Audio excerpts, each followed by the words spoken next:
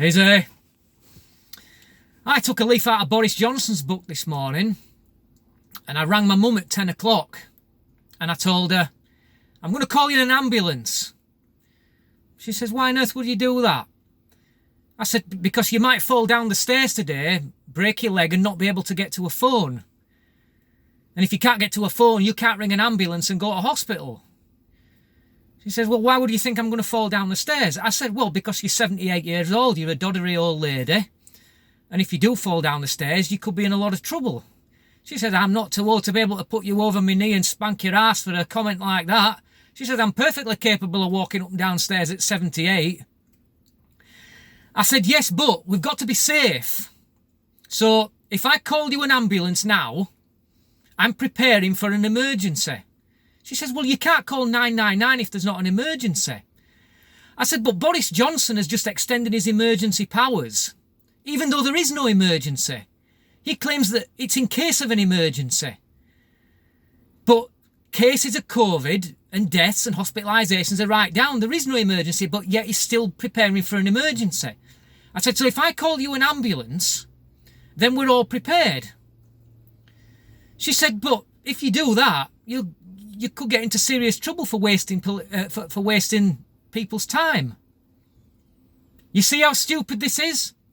Is the government going to get into the same amount of trouble for wasting our time? You know, I've seen it said a few times. I've been reluctant to jump on this particular bandwagon, but I've seen people say that we are in an abusive relationship with the government. It's like a domestic abusive relationship. And I don't think I've been convinced as much with what I saw the other day. So when it was reported that vaccine passports were ruled out, you might expect that I would have jumped for joy. I didn't, because something told me that this isn't what it is. And it took no more than 24 hours for me to be proved right, in that they aren't ruling out vaccine passports. They're going to put it on the back burner in case cases and hospitalisations rise over the winter, which they do every year. You know, cases of other viruses rise, norovirus, flu. They rise every winter. It's doing it in case the hospitals become overwhelmed. Well, the hospitals didn't become overwhelmed in the first and second wave, when the number of hospitalisations were much higher. We know that because the Nightingale hospitals were not used. So the system wasn't overwhelmed. But yeah, we've been told that if it goes the wrong way, that's the word they use, then they will reintroduce vaccine passports, mandatory masks, working from home, possible lockdowns. So they basically tell us that there'll be no vaccine passport. And many people out there will have probably breathed a sigh of relief and thinking, thank God that's gone. 24 hours later, they change their mind. That is playing with our heads. If that was a husband doing that to his wife, he would be rightfully charged with domestic abuse. What kind of bullshit is this? What kind of leadership is this? They dangle something in front of your face and then they snatch it away from you just like that. What kind of clown world is this? That's what we are, literally in clown world now.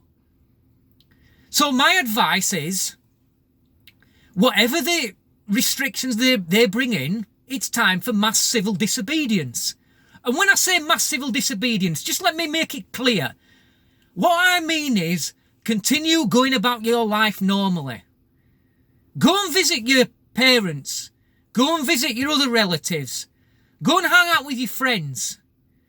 If you want to go out to a bar and they insist on vaccine passports, take yourself and your friends elsewhere and publicly expose them.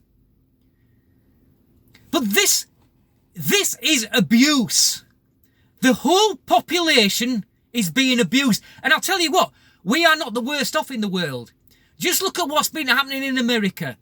Joe Biden, in order to distract from his Afghanistan debacle, has said that every employer that employs 100 or more employees we'll have to force them to take the vaccine. Otherwise, they will be fined.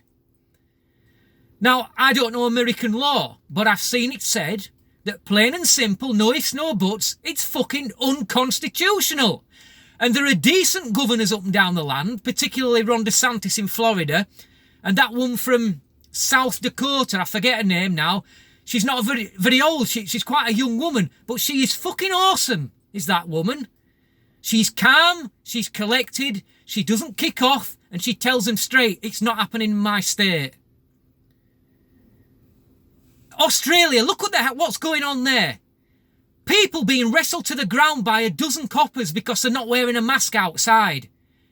Australia is now North Korea. That is abuse on a massive scale of the people. How long are we going to stand up for this shit? Or stand by and let this happen before we start standing up? So, as I said before, I told you that they would continue the lockdowns. And I was right there. And I said to you, the only way this ends is if we stand together and stand up against it. Thanks for watching. Oh, and by the way, that ambulance arrives at 3 p.m. this afternoon. Let's see where that goes. Am I going to get charged? If so, my defence is the government thinks it's okay. Till next time, easy.